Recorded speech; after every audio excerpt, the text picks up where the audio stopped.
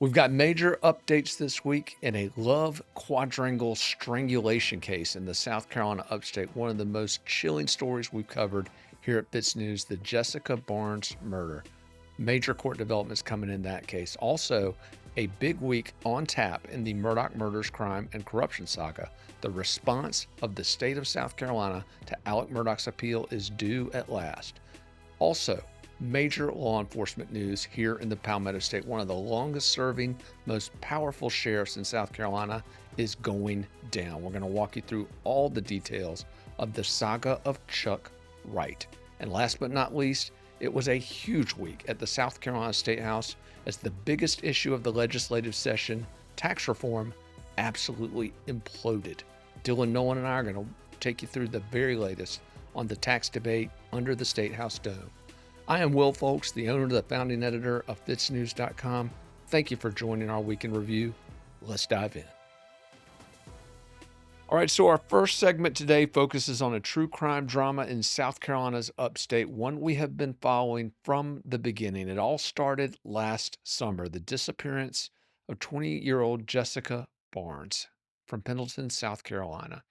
Now, this case sparked a ton of local interest, then it soon became a regional story and has since drawn national attention as the gruesome details of this case unfolded. I am joined by Jen Wood, our research director. Jen, the Jessica Barnes story, we cover all these stories that involve people being manipulated, people in these just terrible relationship situations.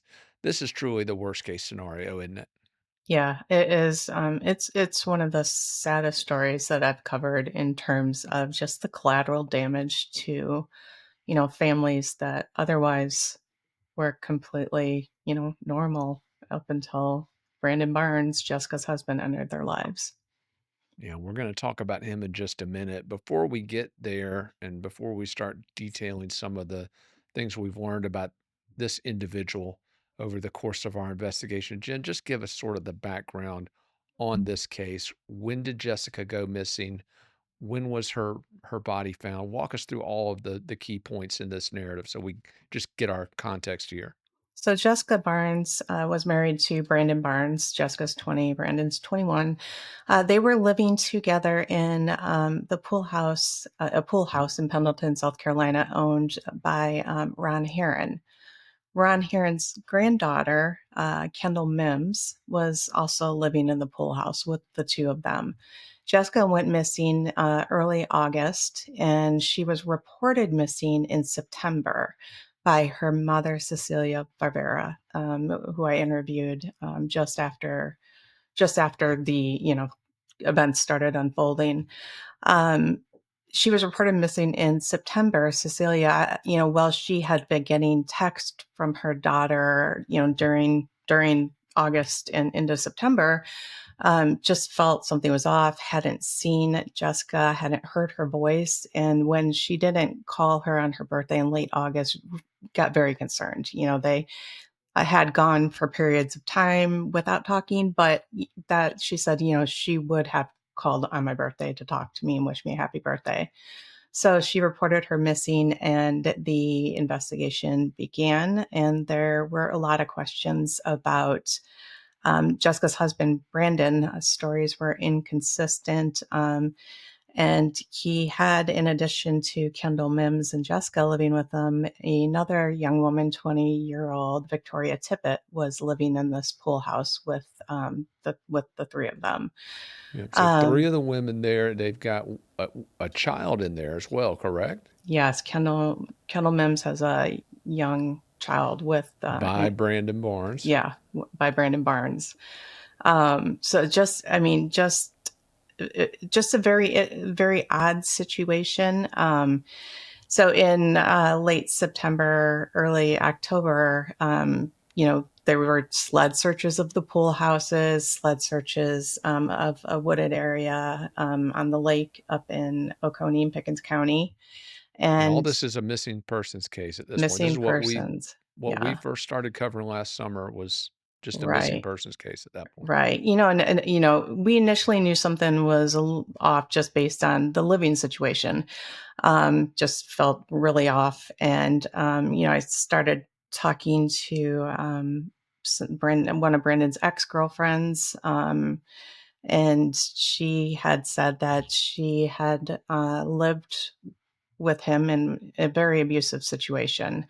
So, we knew, kind of had an inkling that it wasn't going to be a very good outcome. And in early October, I think it was October 3rd or 4th, the Pendleton Police Department announced that Brandon Barnes had been charged with Jessica's murder on August 2nd. He, according to the affidavit, confessed to strangling her to death. And Kendall Mims and Victoria Tippett were charged with conspiracy after the fact, misprison of a felony, and one other charge. But yeah, so they were all charged in connection with Jessica Barnes's death. And they're alleged to have, we don't know exactly who did what, but Right. the narrative from police is that her body was dismembered and that it was then transported to this rural area boat ramp about 4 miles away from this pool house that the four of them were living in, and was discarded there in the woods.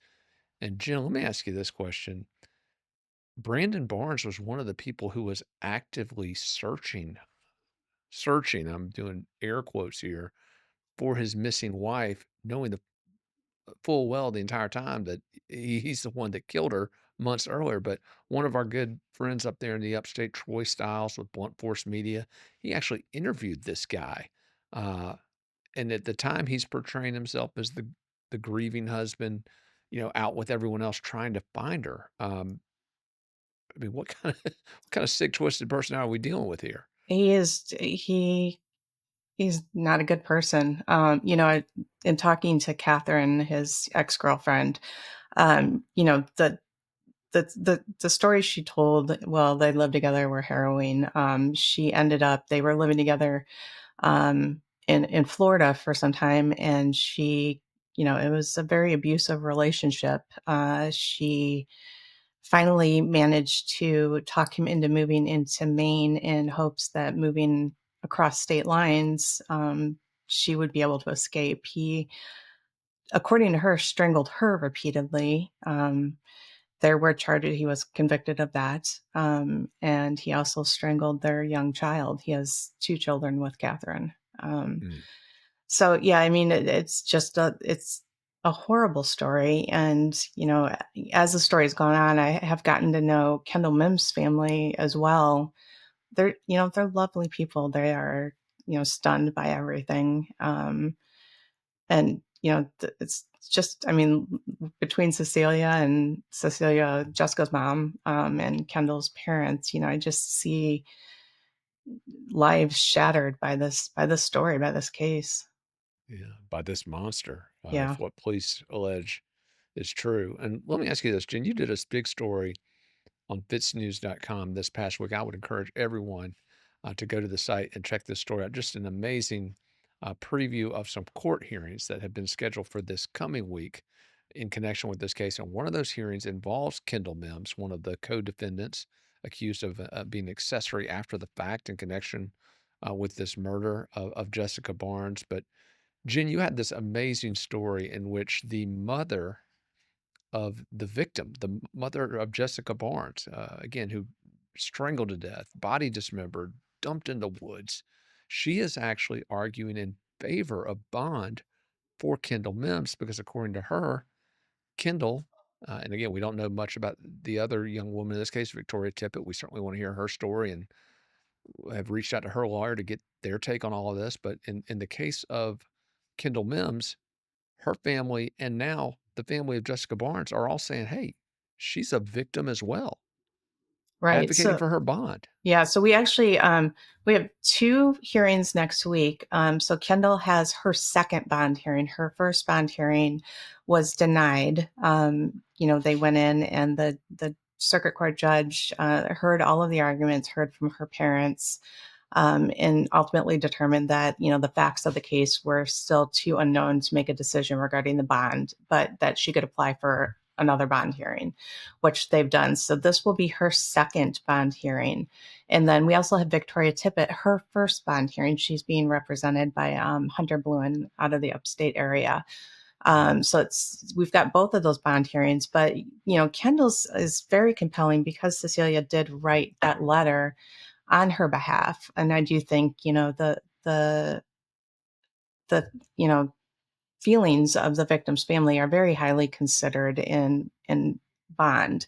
I Certainly. also know that Chief Crosby of the Pendleton Police Department additionally wrote a letter in support of Kendall's bond. Kendall, from all accounts, prior to meeting Brandon Barnes, was a normal 20-year-old. She was a college student. She was going to school to be a biomedical engineer. She was a good student. She has a twin brother. Her family was very close. I do think she was a little bit sheltered. But then she met Brandon Barnes, and I think the relationship, from what her parents say, was very abusive, very controlling. She didn't have a lot of she didn't have a lot of ways to get out. I think she's looking for her family's hoping that she can get out and get mental health treatment. She's had a lot of health issues while she's been in jail. Well, also the young baby on the outside being raised by the grandfather. I mean, we talked about how she had given birth to Brandon Barnes' child. And then the other thing, you had talked about allegations against Brandon Barnes in previous relationships, allegations against him involving children in Right. previous relationships. But let's also not forget Jessica Barnes, prior to her murder, uh, had a pregnancy that ended under circumstances that, Jen, we just got to say, at the very least, they suggest potential abuse that could have led to the tragic end of that pregnancy. God, Jen, I mean, we cover so many stories here. We cover stories that combine all of this heartbreak, all of this complexity, all of these layers. But God, one like this with people so young, I mean, it truly is unique in the cases we've covered. I mean, would you Yeah, agree? Or very unique. And I feel very much. I mean, I really, Kendall's parents are wonderful, wonderful people, and I feel for them deeply. But then, I also look at Cecilia, and you know, she lost her daughter. She didn't even have a body to bury of her yeah, daughter. God, So just like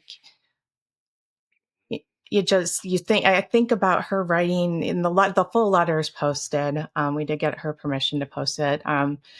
But, you know, for her to advocate, just for some compassion while Kendall's waiting trial, I think it just, I don't know that I've seen that much grace and compassion in my life. It yeah. really, She's an amazing woman, no yeah, doubt.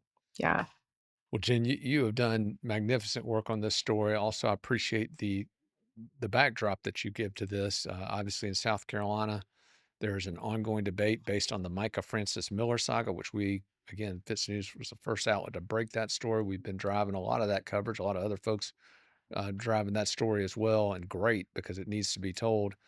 Obviously, the element of coercive control is part of both of these stories. Now, I'm not completely sold on the some of the proposed legislative remedies to that. I think we got to be careful how far we go on that in a big way.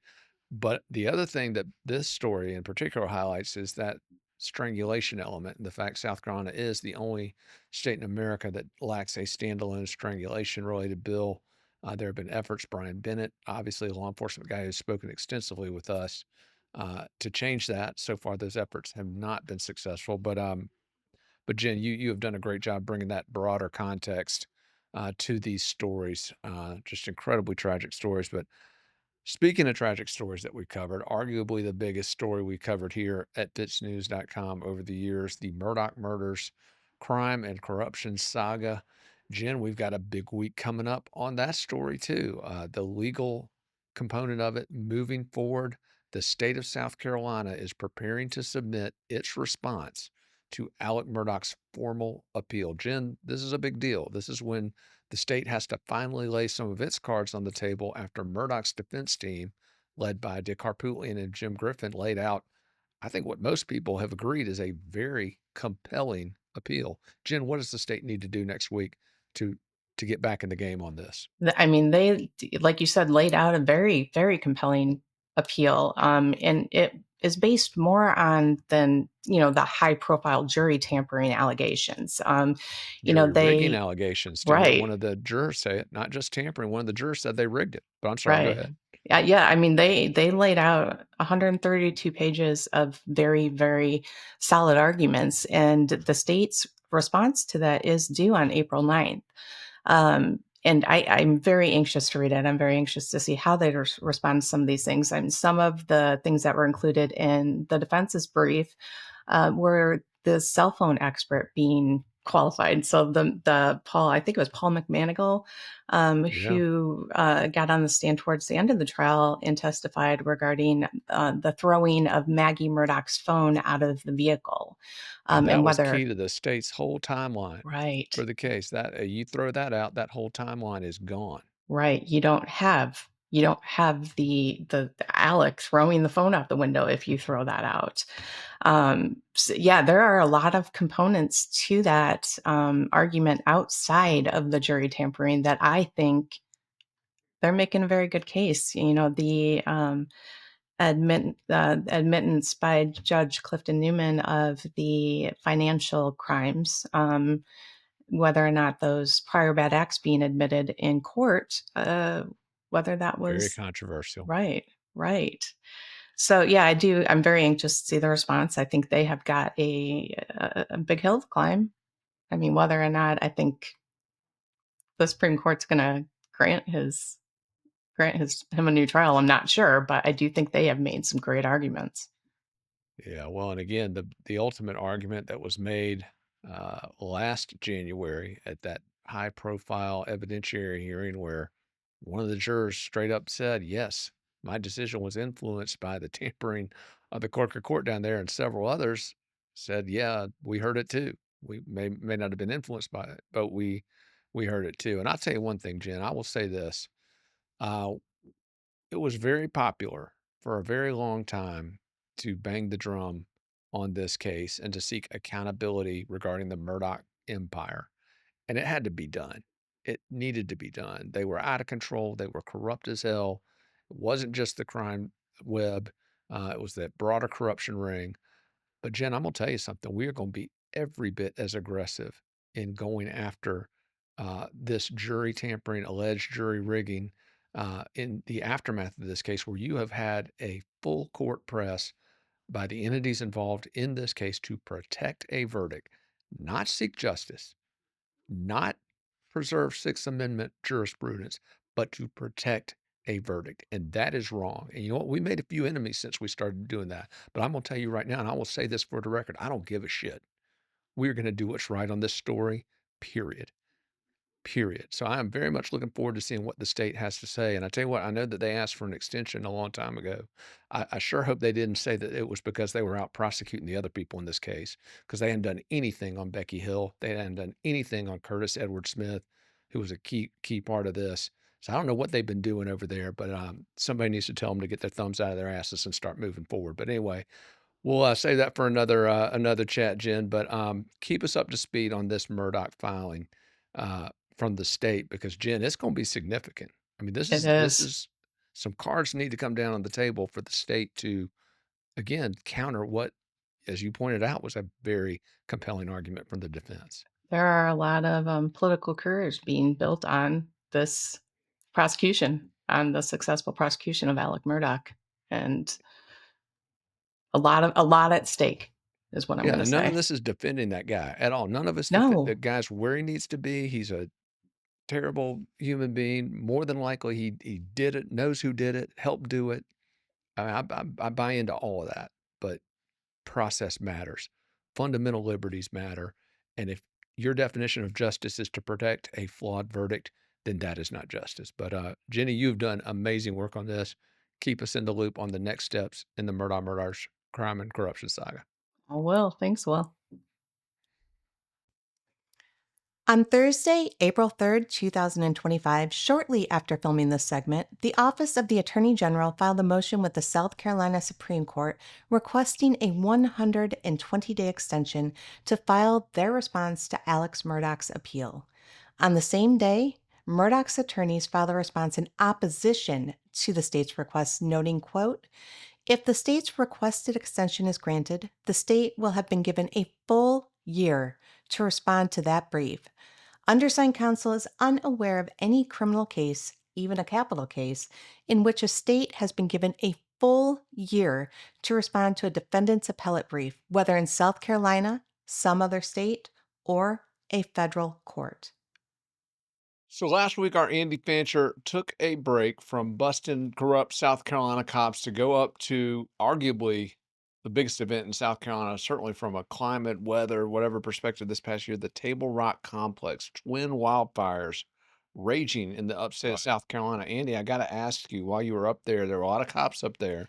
Were you a little worried one of these guys might kind of push you in the fire there? Maybe you'd be the one casualty of this thing? You know, it's funny. I was worried that I was going to encounter at least one Greenville County Sheriff's Office deputy, only to find out that as we were photographing the blaze, covering the blaze, watching hundreds of acres burn, one fellow was terminated from the Greenville County Sheriff's Office a couple weeks after we published a report on him, allegations of domestic violence, adultery, misconduct, and that investigation is ongoing both from our end as well as SLED's. Heck yeah, man. That's awesome. And you're gonna have a big story on that on FITSNews.com. Bring everybody up to speed on the saga of Daryl Kicklighter. That was a huge story. We talked about it on the show, but a much bigger badge gone bad went down this week. This is a story, and I gotta say, this is one, it's kind of like our paths have crossed on this. They've intermeshed here. This is a guy, I got some history with this guy, okay? This guy goes to a press conference back in 2010. Somebody asked him about a report on FITSNews.com. He's like, oh, yeah. Is that guy that lied about Nikki Haley? Is that FITSNews guy? Well, yeah, buddy. Yeah, it is. So we busted him a few years later as part of this Operation Rolling Thunder, which is a huge civil asset forfeiture scam. I call it basically government-sponsored theft. But you don't just call it a scam. In fact, you've called it Operation Rolling Fascism. Yeah, right? it's government theft. I mean, here's this guy rolling around Spartanburg in a blue Ford Raptor, literally stolen from a drug dealer, alleged drug dealer. So yeah, I mean, you can't do that. You can't do that. Innocent until proven guilty, and sure as hell don't steal their loot in their truck. But anyway, Chuck Wright is who we're talking about, the sheriff of Spartanburg County, South Carolina, one of the longest serving law enforcement officers in South Carolina, one of the more populous counties in the Palmetto State. This is a guy politically untouchable up there. He's been in this post for decades. Andy, for the last few years, you've been reporting on this guy, and in the last couple months in particular, you filed some very detailed reports on some issues within his office, some scandals involving credit cards, involving nepotism, Pornography. and then breaking the news of an impending investigation. Brother, it hit ahead this week. Walk us through what happened this week with the saga of Chuck Wright. You know, it ain't easy being wrong, and it ain't easy being Chuck Wright. Especially since he deputized his scandal-scarred son, Jared Andy Wright, back in July of last year, which is where the beginning of the end really starts for Chuck Wright. As you noted, virtually untouchable. I mean, this man has been in office for over 2 decades.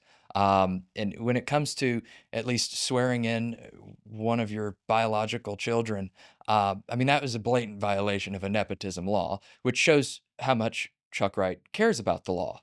And it was just furthermore solidified when we were forwarded a flash drive of .eml files of one of his longtime and widely publicized lieutenants who, as we noted leading into this, was disseminating hardcore pornography, including bestiality, from the county's IP address on government time for years. Now, fortunately for Deputy Alan Wood, he had retired by the time that we got those .eml files. But you know, this what we're talking about is small potatoes. I mean, it scales in comparison to what we're looking at right now. We were not the first to report on the feds coming into town, but we by far brought the most detailed report as to what's happening here. In fact, as you recall, when I first heard about there being a federal presence at all in Spartanburg, which would have been in December of last year is when I first got those notes, I didn't believe it. And I had gone to you and asked if you had heard anything, and kind of just sitting back and waiting for more tips to come in. They did. Oh, yeah. By the truckload regarding a purported investigation involving both the FBI and state agents from the South Carolina Law Enforcement Division. While it was pretty vague and ambiguous, especially since the feds are involved, all we really knew is that it didn't seem to focus on the nepotistic hire of his son. No. It didn't seem to be troubled by the Post and Courier's report, where they detailed that about $54,000 had been spent on luxury items. Chuck Wright had spent $53,000 on luxury items, including subscriptions to SiriusXM and steakhouses and hotels. We were told that it didn't seem to concern that either. And just this week, we finally got to take a look behind the curtain and see potentially what the feds are interested in. Allegations of both drugs as well as, and we'll go back to nepotism, but again, not Andy Wright.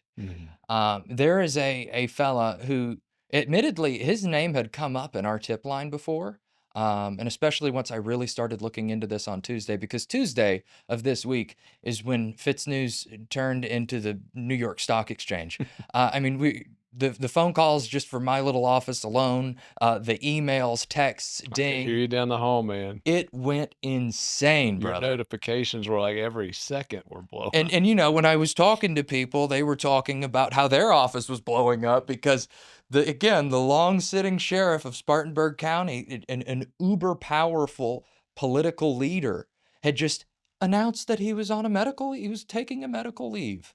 Of course, that was not confirmed by the department because the department doesn't respond to emails, especially from FITSNews. Shout out Lieutenant Bobo. But we did get that confirmation from the county that he had taken a leave of absence, and the county asked media not to speculate. Sorry. Right.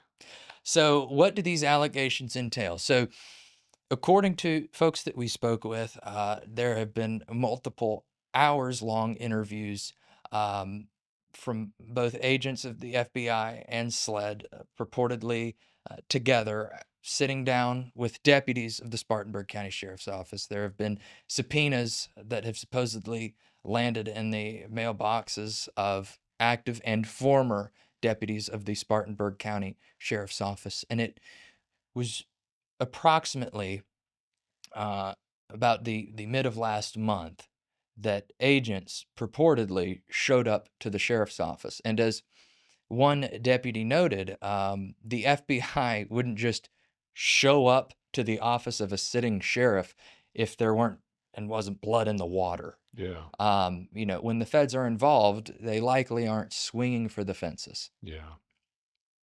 And they're not just involved. We've confirmed this is a federal-led investigation. As you mentioned, SLED, very much a part of it, but this is going to be when charges against whomever, and again, we're not speculating at this point. We don't know exactly who's being targeted or on what grounds, but this is a federal probe. They are going to be the ones, if charges are brought in connection with this investigation, it's going to be the feds, state law enforcement assets supporting them. But let's get back to this character you were talking about a minute ago. You said something that interested me. You said nepotism, but not involving his son. And then you had mentioned this character. Who is this character that we're talking about? So enter stage right. Lawson B. Watson, L.B. Watson, somebody who the feds, I'm told, have taken an extreme interest in. This individual, we have since confirmed, is a blood relative of the sitting sheriff. And as we have confirmed through open source intelligence, is receiving a paycheck from the county. On paper, L.B. Watson is a code enforcement officer.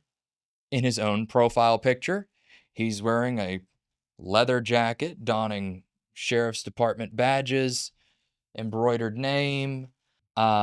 What exactly he does for the sheriff's department, though, remains unclear. He is collecting, just look at the facts. Yeah. An individual whose job is ambiguous at best with the sheriff's office has been collecting a paycheck since at least 2020, but according to some sources, decades. Oh, wow. The feds were interested in this, purportedly. So the feds appear to have approached either Chuck or someone at Chuck's direction, and were told information that through the federal investigation later turned out to be false. Oh, boy. Which now incorporates this violation of Yeah, you can't lie to a federal agent. 100,000, right? Yeah. U.S. Code 100,000. You can assert your Fifth Amendment right, but you can't lie. And that's somebody weird did not get that fifth they didn't press get that. release at the sheriff's office. So that is something that's potentially in play here. Oh, But wow. now going into the drug component, for months, let me take that back. For years, we have received tips.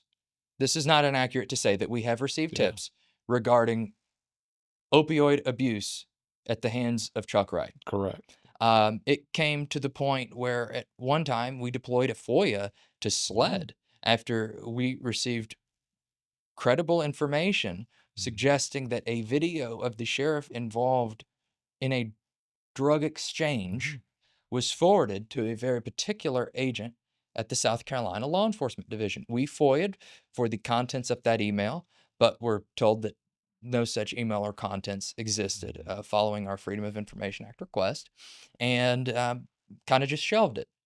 Then and that's to your credit, man, because there's a lot of people in those situations.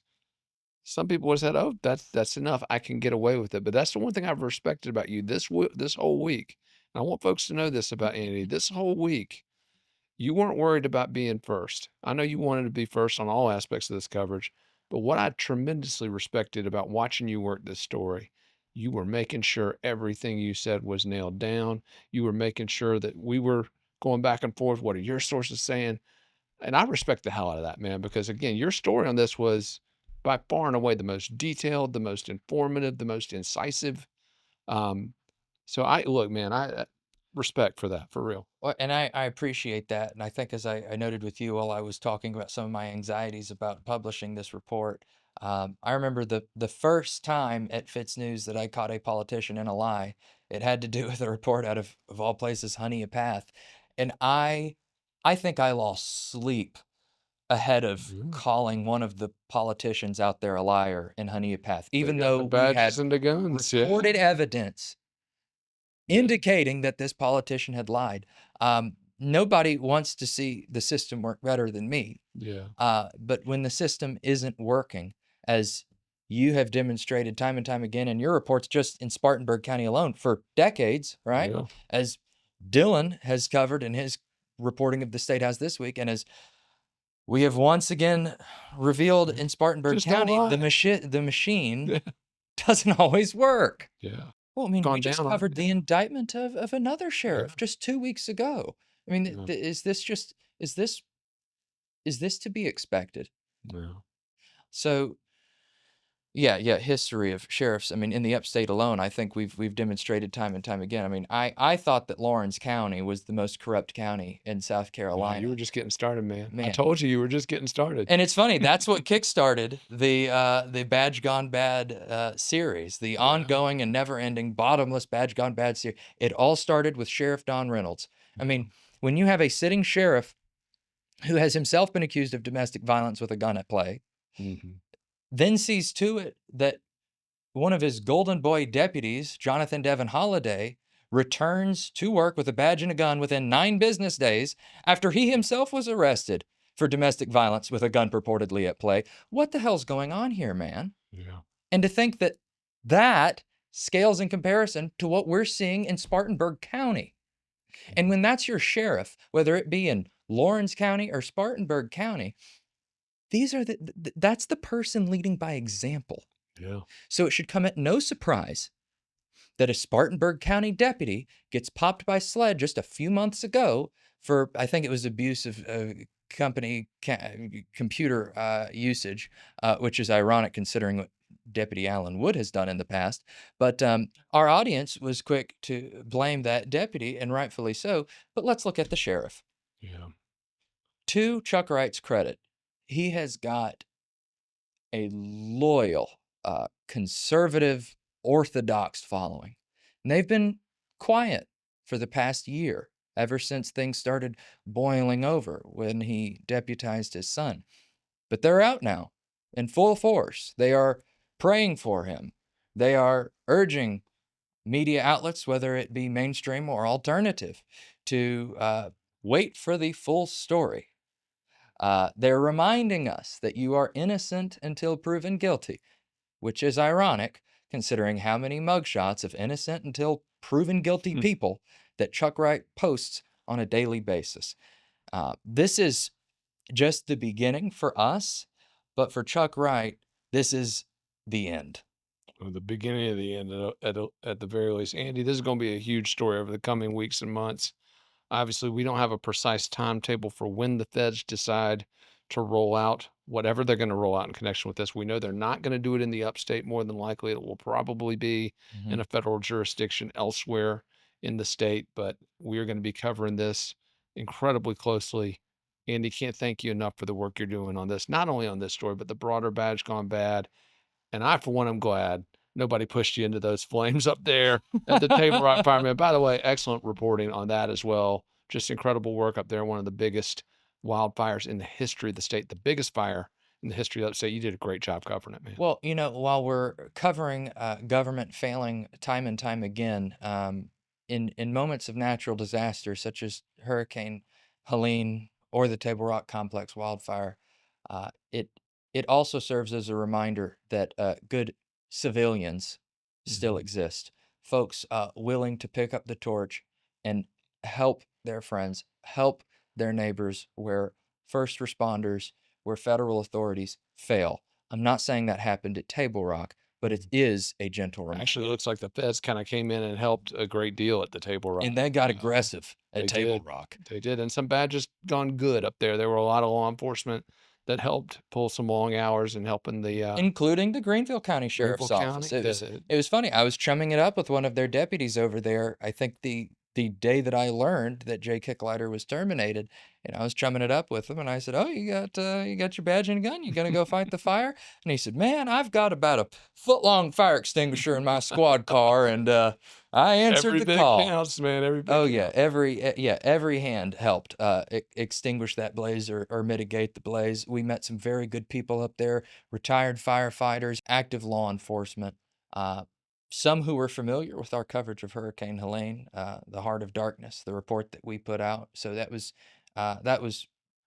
humbling to see everybody come together, really join hands, because when smoke is cascading over a major highway, titles don't really mean too much. Yeah. Andy, excellent work, man, on all of it. Appreciate it, brother.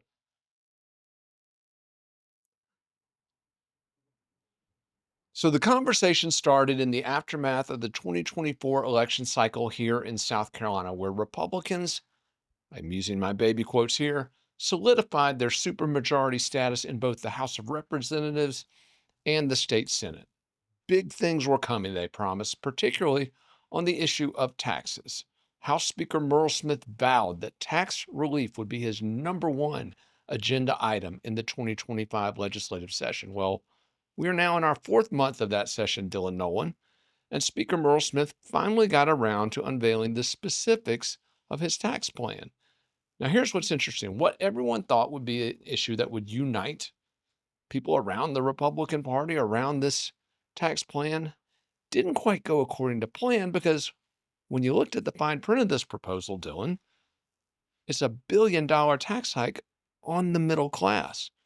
I want to ask you, Dylan, were you shocked when you saw a Republican supermajority, which claims to be for lower taxes and less government, roll out a plan that raised taxes on middle class income earners by $1 billion? Well, the Republicans have been in control in this state for 2 decades now, and we currently have the onerous tax situation, which you previously described. So no, was I confused to see that status quo continue? I was, of course, disappointed, but it wasn't surprising. I will say you assigned me to cover the press conference where they unveiled this big package. And very intelligently on their part, they held the press conference before the bill was public. So none of us media there had been able to look through the bill and have any questions prepared beyond just, oh, so how big is the cut, after they, announced that they're making this $200 million tax cut. They had no bill. They had no fiscal impact statement. Right. There were no details attached to this, big pronouncement. So the bill's filed. We go, and I've spent half a day digging through it, looking through and doing some napkin math. And that's kind of when you start scratching your head and going, okay, I'm pretty sure that there's going to be a lot of folks here who are going to actually be paying more under this tax cut plan. Now, I'm going to play the devil's advocate for a minute. I'll pretend I'm putting on the hat of a supporter of this bill. They make some compelling points. One of the points they argue is that a flat tax is fair, that people who would be paying more in the first year under this plan that was unveiled, it's not going to be permanent. That's their 1 year estimates, that it will go down over time. They also argue that, hey, if your rate goes up in this initial first year of the plan, it's because you weren't paying anything or enough to begin with. So there is an argument there. They also say that the only way to eventually get to a rate of 0%, which is what they claim their goal is to do it via this flat, fair, evenly administered tax rate. What do you think about it, Dylan? Are they blowing smoke up my ass when they tell me these arguments, or is there some truth to what they're saying about the need for the system to be more fair? So before we get to which orifice smoke may or may not be being blown, let's talk about the current tax system in South Carolina and what's being proposed. We currently have a system that's like the federal system in that it's bracketed. You, of course, even folks who aren't very financially literate are familiar with tax brackets. The more money you make, the higher the additional money, above and beyond the lower tax brackets you make is taxed. A system that they're proposing right now is called a flat tax system. So a bracketed tax system, a progressive tax system as it's called, will charge those who make more money a higher rate. So this is why there's a lot of folks right now who are making, so little that under the current system, they're paying nothing.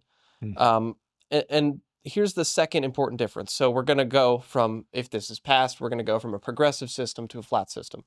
The other important difference is the number basically that you are going to be multiplying by the tax rate. Yeah. So when you're doing your federal taxes, you start with what you're receiving from your employer. You then make some adjustments. You get to your adjusted gross income. You then take more deductions and you end up with your federal taxable income.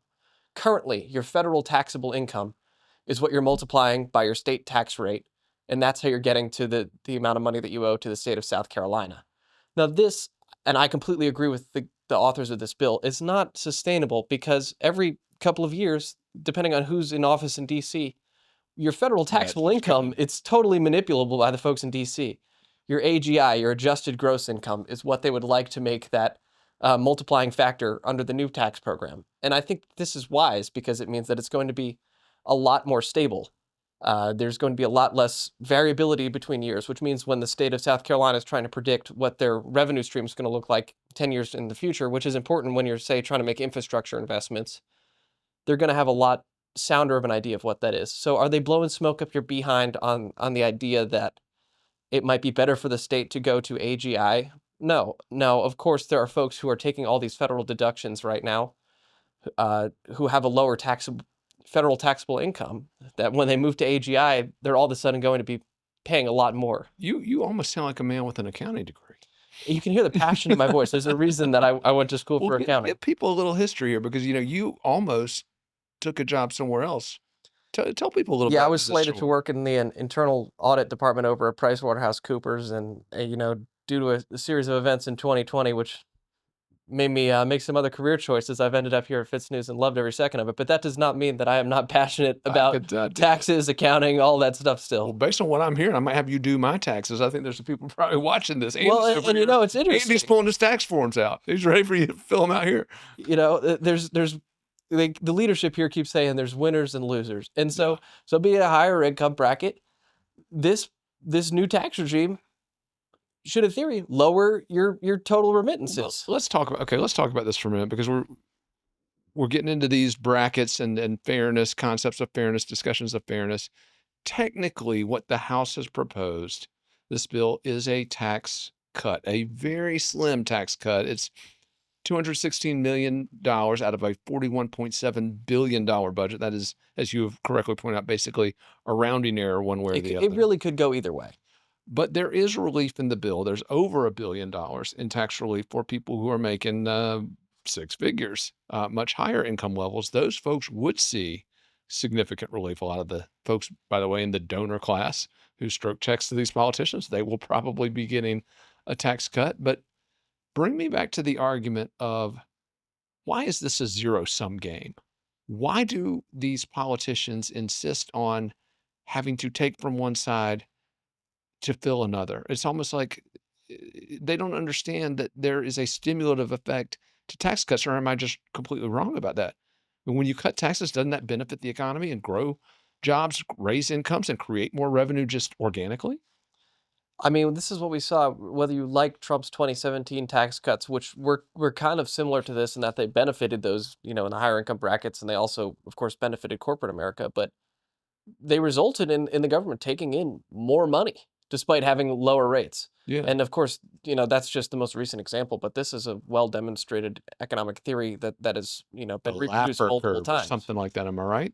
There's an optimal level of taxation. But you look at all these folks like Jeff Bezos, he took his corporate, he took his personal wealth and a lot of his corporate dollars out of Washington because of their onerous income tax rates, and he did not move them to South Carolina. He moved them to Florida.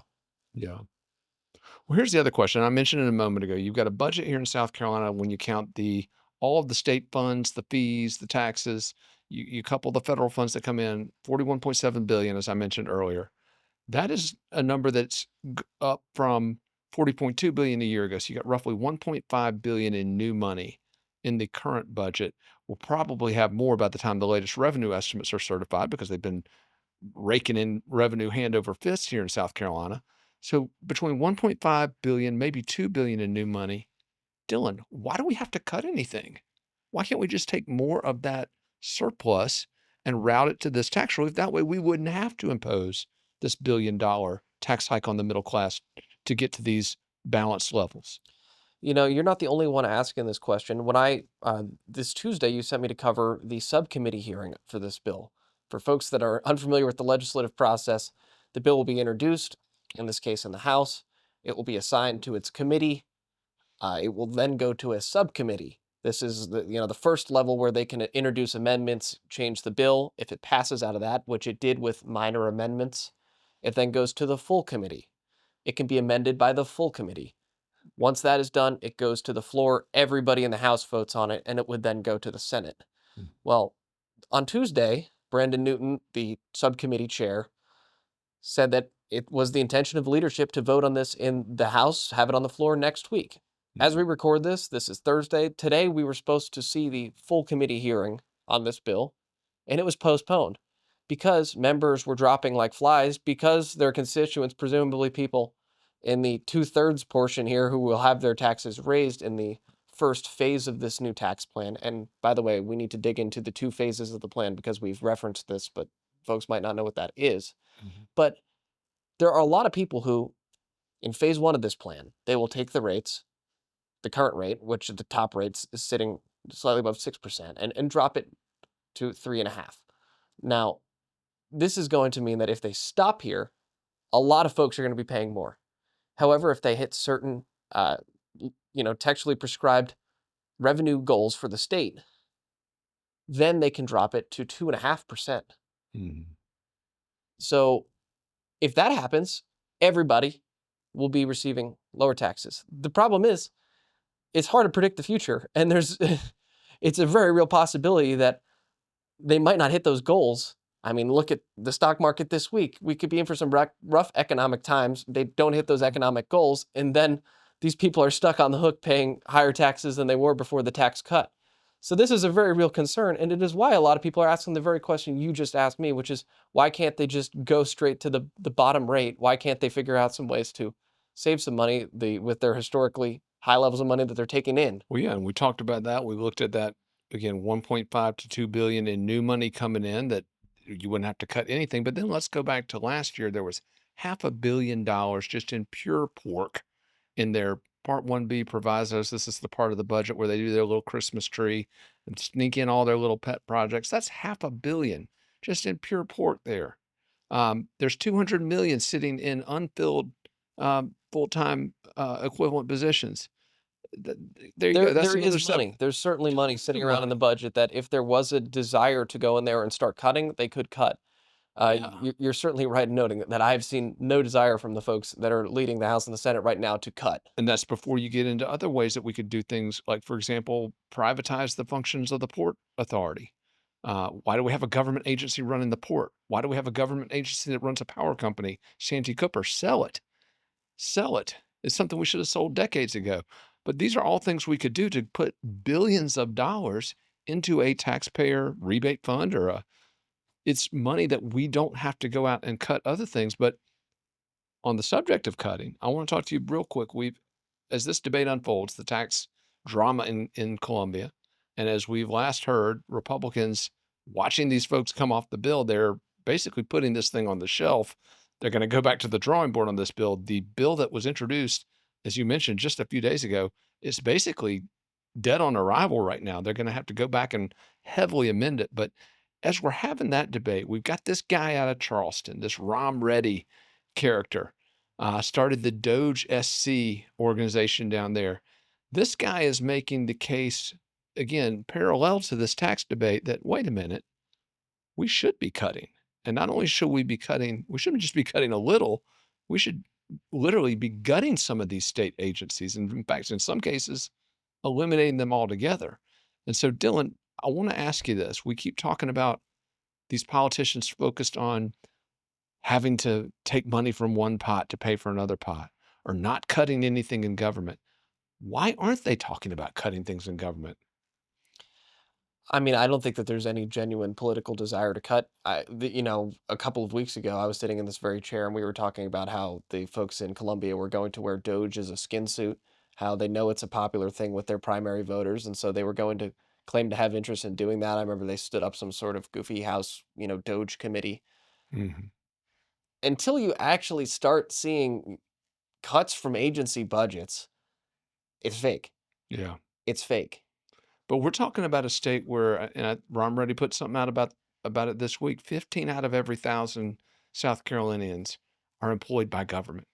In Florida, rather, it's 4. Right. That's a huge discrepancy. Why Yeah. are we so reliant on government? And I guess it gets to the point, is government as a jobs program. It's not about providing services to people. It's not about doing things that, a government is supposed to do. It's a jobs program. Yes, and you look at this new tax policy, and it's reflective of that. It's reflective of that because to get to where, I think a lot of voters think they should be, which is a low rate or a no rate, 0% income tax, it would require cutting. You cannot have the same level of expenditure, just given the state of South Carolina's finances, and have no income tax, unless you're going to be boosting, property tax or sales tax to make up for that. Mm-hmm.